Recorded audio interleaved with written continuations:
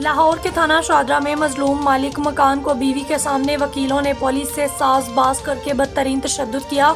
मजलूम अब्बास वास्ते देता रहा। मालिक मकान का कसूर ये था कि इसने किरायादार से किराया मांगा, जिसने पुलिस और वकीलों से मिलकर दोनों मियां बीवी को थाने बुलाकर जलील किया। हम वज़ीर आला Punjab, CCPO Lahore, DIG operation Lahore से अपील करते हैं कि हमें इंसाफ दिया जाए। मुतासरीन मियां बीवी की इल्तजा।